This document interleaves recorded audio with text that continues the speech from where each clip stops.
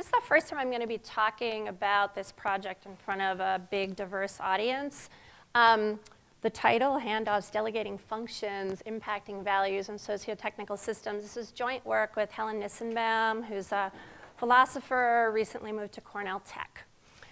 So we've been talking a lot today about the fact that we're kind of routinely now delegating functions from humans to technical systems. This could be hardware or software. It could be more computational or probabilistic, right? We're doing all sorts of delegations. And as we're doing these sorts of delegations, a lot of what we engage in as social scientists is critical investigation of the values implications, right? And similar to the person who just went off the stage, whose name I'm now blanking on, of course, thank you. I've been very interested in the constructive turn, right? Instead of trying to engage just in criticism of technical artifacts, actually trying to collaborate with people who build technical systems to try to think about how we build them in a way that comports with our value commitments. As a lawyer, this has meant that I've spent time in technical standard setting bodies, that I take technical artifacts seriously and try to get in there and actually work with people who are building them. And we know, as the conversation here has evolved, that you can't just think about the artifact in some abstract way, that it's really important to understand how they interact with other components of the socio-technical system. So this is hard work that requires deep collaboration. And importantly, it involves, I think, the development of models that help us identify the values impacts as we're engaged in that sort of technical construction in a socio-technical way. So I wanted to give one particular example before I talk about this model that we've been working on, and then I'm going to return to the example to do a little bit of an analysis. So most of us are pretty familiar with this password screen, right? And we're also super familiar, probably more recently, that we've handed off some of the way in which we do this authentication or authorization of access to resources from a thing that was us punching in a system to a thing where all of a sudden the machine is reading us, right? Instead of us kind of thinking about what inputs the system needs, we've become the input. And this is an interesting handoff of function, right? That there's a different way in which we are executing this function of figuring out whether or not you're authorized to access the stuff that's on that device. But we need models to actually think about how to unpack it. And so what Helen and I have been doing in collaboration with 3 different technical colleagues is trying to develop a model that helps us explore the values implications of this transfer of responsibility for a function within a given system between actors, particularly human and machine, but we can kind of break that down a little bit. Hopefully you can use this model at lots of different levels, right? If you think about as a surgeon, you might be looking at the body, or you might be looking at the cardiovascular system, right? And the goal is to have a model that could be deployed in different ways, depending upon what it is that's of particular interest to you at the time. And the whole premise of the research, are any of you familiar with Bruno Latour's The Morality of the Seatbelt? Right? And he has this really lovely piece talking about the fact that sociologists are having a hard time figuring out where the missing mass of morality has gone, and that the reason they can't see it is that they're paying not enough attention to the way in which we are delegating some of our quote-unquote morality to the technical system through the installation of seatbelts or airbags or other kinds of technical components that make clear our pre-commitments, right, what we think moral actions are. And when Helen and I look at that, it's true that the function is being moved around, right? But that doesn't mean that the morality remains consistent, right? That our thought here is that by moving the function around, in reconfiguring how you execute a function, you're actually going to have implications for the sort of values questions that those of us in the social scientists and the humanist side are super concerned with. So this model, we're trying to look at those different handoff configurations and figure out how that function repositioning has implications for values, both the ones that are embodied within the system and within the broader context. So hopefully you can bear with me. It seemed like this was an appropriate audience to talk about conceptual models, and I hope that's true. And I thought you might also appreciate this has taken a really long time, even though it might seem really simple, but conceptual work seems to be like that. So we're particularly, right, we're interested in this function thing, but we're going to look deeply at how moving the function around implicates the how of how work is done, right? But we're super interested in the way in which how implicates purpose and goals, right? Which you can think of as kind of the higher order, like why are we doing these things, right? And we're also paying a lot of close attention to constraints, which are the way in which we try to tether the how we do something to the overall goal of a system. So the how is really where the action is. And in unpacking the how these actors accomplish the functions, we're going to pay particular attention to the mode of action. So a lot of the critique of the move to build things into technical systems turns around the idea that it hardens things, right? That all of a sudden things read as not a question of morality, but a question of you can or you can't, right? So that sort of activity. There's been a lot of questions about nudging, right? And kind of the morality of nudging. Does it make the actual exercise of power disappear or at least dissipate? Also want to pay really close attention to properties of the mode, such as things that we heard about earlier with algorithms, the way in which they influence our ability to understand the reasoning, right? So the visibility or the timing of action, and this ongoing tension sometimes between the relationship of the humans' kind of momentary, in the moment objectives and the system and the way it was designed. And we also want to pay attention to the trigger. So this is Edward Snowden. And sometimes the trigger, the why we move something, and many of you may be familiar with our the kind of recent movement to move some of the responsibility for privacy protection from the legal arena to the technical arena through the more widespread use of encryption. And so sometimes the trigger is really important because it tells you something about the purpose and goals. And so I just wanted to highlight that, although I'm not going to talk about it much more right now.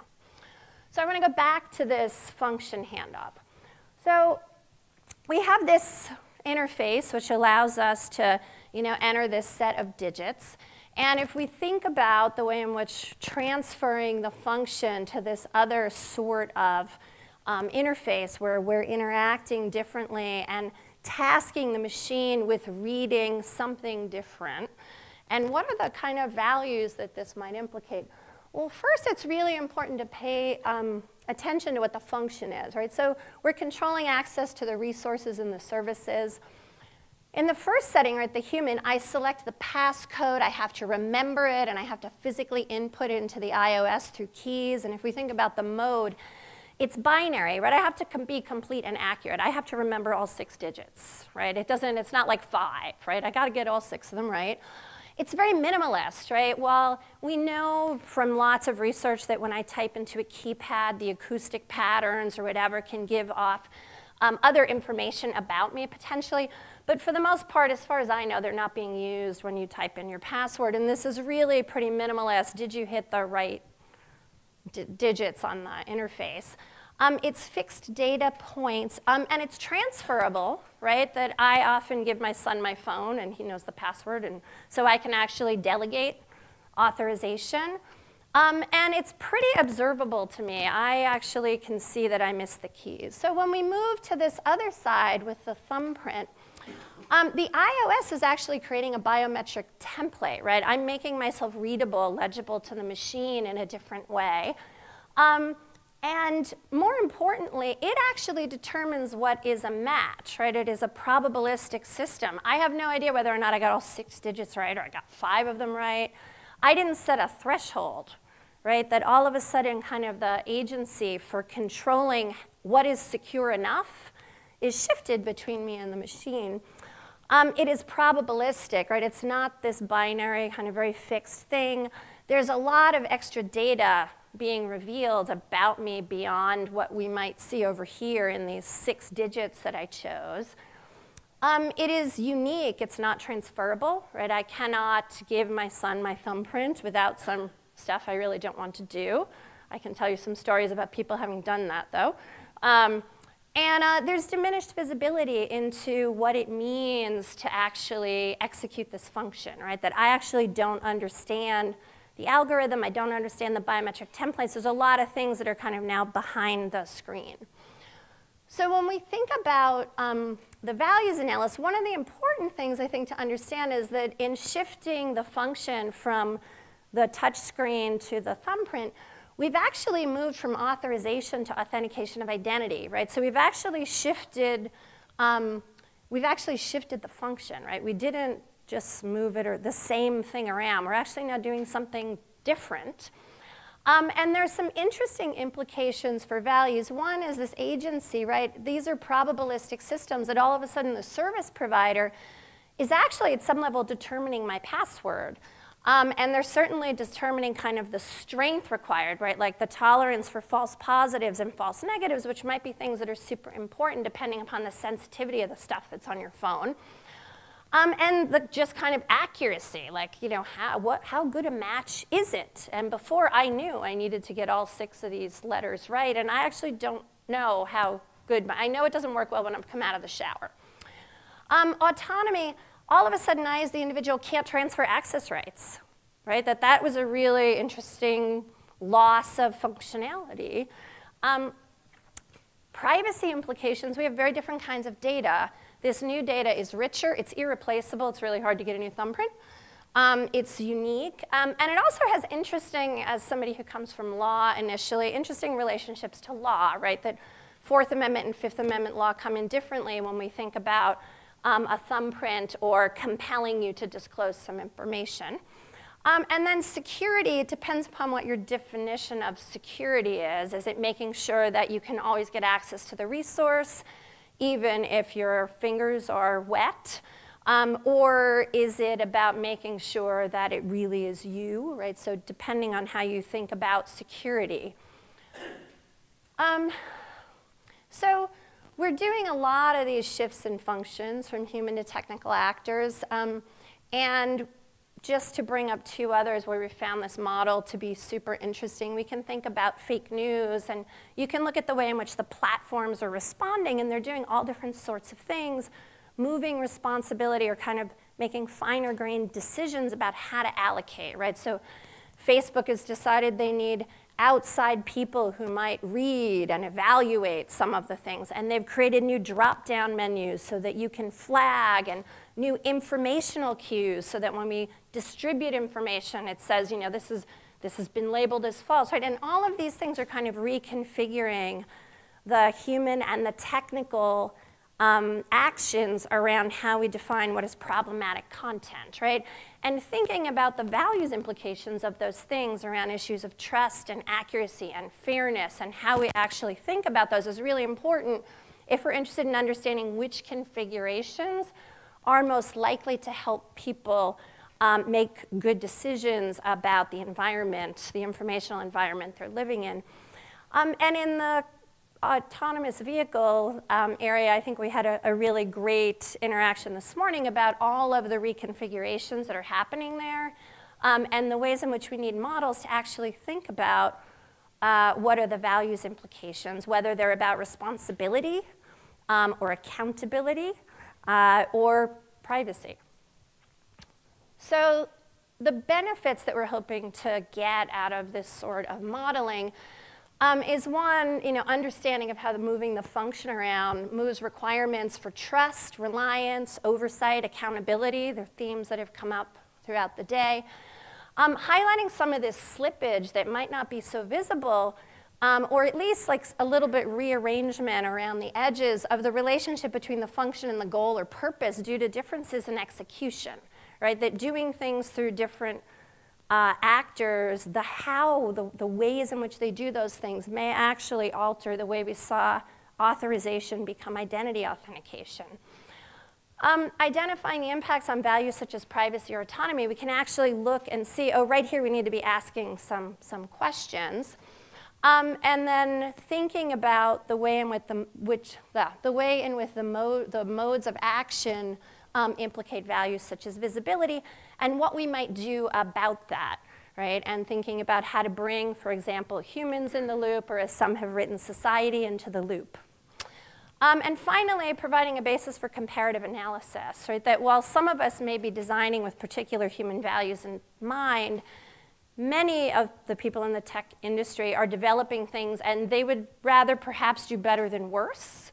And maybe this can at least provide a model that allows you to think more deeply and comparatively between system choices in your configuration to develop ones that are perhaps more beneficial.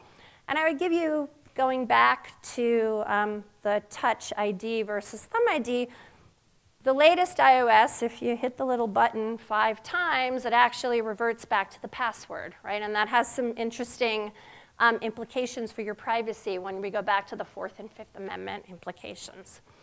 And with that, I'm going to close and open it up for questions.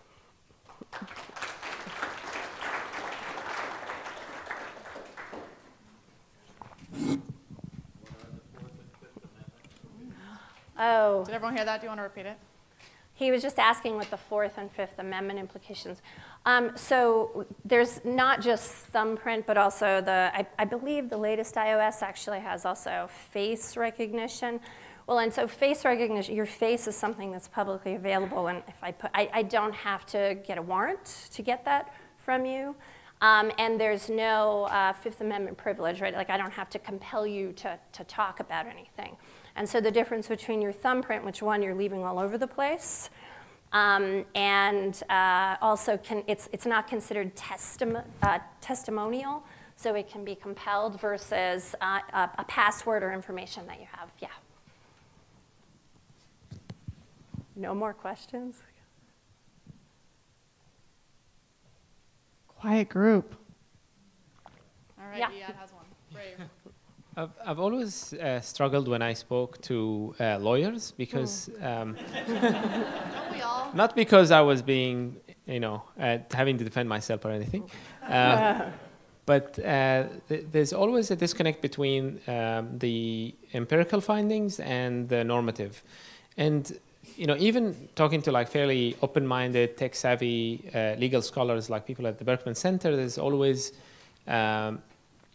sort of, okay, that's interesting, but in the end of the day, the law is just the negotiation among the people who are in the know, and the idea, the social contract, is that we just kind of delegate to them that if we each individually were as informed as they were, these are the decisions on trade-offs that we would come up with. So just kind of a broad question to you, in your opinion, how is everything happening here useful? Like the empirical findings, the descriptive findings, how are they useful in shaping the normative negotiation of the laws? Sure. So I think I'm going to answer that in 2 questions, in 2 different ways. One, with respect to the model, right? So we can say, oh, there's something interesting here, right? And the answers to like kind of what is the right policy question require empirical evidence, in my opinion, to actually, right, not just what are our normative preferences, but also how do we think people are going to behave if we design a system in this way, right? And so the model, we hope, creates some entry points for some of that research to help us reason better about what the potential implications are of trading off between the human and the machine. On the law side, so the place where I think empirical information, whether it's qualitative or quantitative, comes into lawmaking in the most effective way and richest way is in regulatory processes. And so, for example, activities that went on in Germany with the guidelines that were produced, or things that are going on at the National Highway Transportation Safety Administration, where they care about, because as a matter of law they need to, about evidence that is presented, and they need to actually engage with evidence, and they need to create a factual record. And there's actually a preference for peer-reviewed evidence. There's a lot of opportunity for it to come in to try to shape the way in which we make decisions about, for example, what kind of screens or warnings or whatever might be appropriate in the context of a autonomous vehicle where it's supposed to alert you that you need to stay awake or don't drive off the road. The National Highway Transportation Safety Administration, in conjunction with the White House, put out this autonomous vehicle policy like shortly before the most recent presidential election. And it was super interesting. It was the very first time, as somebody who spends a lot of time in administrative law, it's the first time I ever saw a regulatory agency say, we have to have an open participatory process around the ethics of the algorithms that are going to be embedded in autonomous vehicles. And that was super interesting. And for me, I was like, well, that's really great. How are you going to do that, right? Which I think is your question. And I think the presentation we heard right before lunch about looking at the ways in which people interact with different kinds of algorithms and the way in which they, technologists are doing a lot of work now to model things like fairness or privacy. But when you have a concept like either fairness or privacy, which are ambiguous concepts, which version of fair do you want? What kind of privacy? Privacy from whom? What are you trying to keep private? Those sorts of things require a different level of engagement. And so I think the sort of work you're doing, the experimental work, and trying to bring that into the regulatory process is really essential for those reasons, because I don't think regulators are in a good position to try to capture that level of engagement with the public.